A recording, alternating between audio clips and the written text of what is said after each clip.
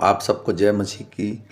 आज तारीख है 17/3/2026 और हम लोग सुबह का वचन पढ़ेंगे। हम पढ़ेंगे मरकुस की पुस्तक में से उसका 15 अध्याय और 1 से लेके 25 वचन तक।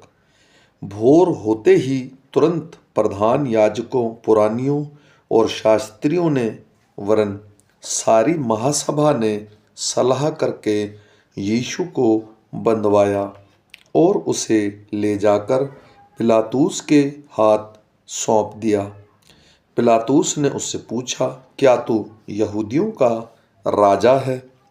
उसने उसको उत्तर दिया, तू आप ही कह रहा है। प्रधान याजक उस पर बहुत बातों का दोष लगा रहे थे। पिलातुस ने उससे फिर पूछा, क्या तू कुछ उत्तर नहीं देता? देख, ये तुझ पर कितनी बातों का दोष लगाते हैं।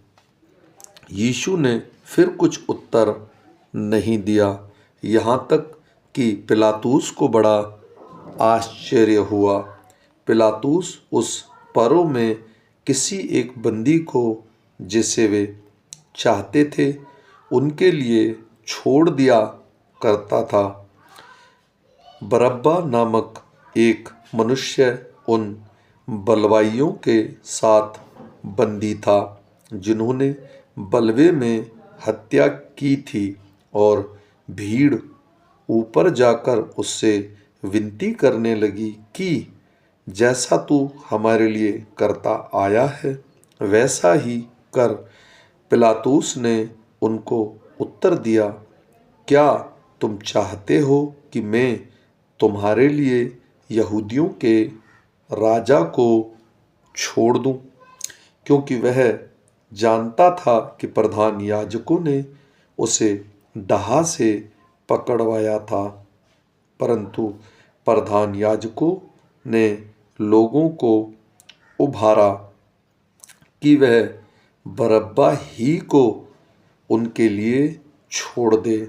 यह सुन पिलातुस ने उनसे फिर पूछा, तो जिसे तुम यहूदियों का राजा कहते हो उसको मैं क्या करूं? वे फिर चिल्लाए, उसे क्रूस पर चढ़ा दे। पिलातुस ने उनसे कहा, क्यों? उसमें क्या बुराई की है? परंतु वे और भी चिल्लाए, उसे क्रूस पर चढ़ा दे।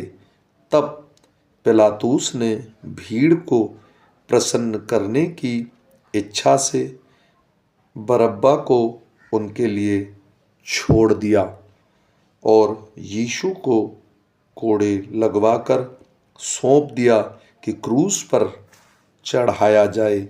सैनिक उसे किले के भीतर के आंगन में ले गए जो प्रोटोक्लन्यूस कहलाता है, और सारी पलटन को बुला लाए। तब उन्होंने उसे बैंजनी वस्त्र पहनाए और कांटों का मुकुट गूंथकर उसके सिर पर रखा और यह कहकर उसे नमस्कार करने लगे, हे यहूदियों के राजा, नमस्कार। वे उसके सिर पर सरकंडे मारते और उस पर थूकते और घुटने टेककर उसे प्रणाम करते रहे। जब वे उसका ठट्ठा कर चुके तो उस पर से बैंजनी वस्त्र उतारकर उसके कपड़े पहनाए और तब उसे क्रूस पर चढ़ाने के लिए बाहर ले गए। सिकंदर और रुफूस का पिता शिमोन एक कुरेनी मनुष्य जो गांव से आ रहा था उधर से निकला। उन्होंने उसे बेगार में पकड़ा कि उसका क्रूस उठा ले चले। वे यीशु को गुलगुता नामक जगह पर, जिसका अर्थ खोपड़ी की जगह है, लाए। वहाँ उसे मूर मिला हुआ दाखरस देने लगे, परंतु उसने उसे नहीं लिया।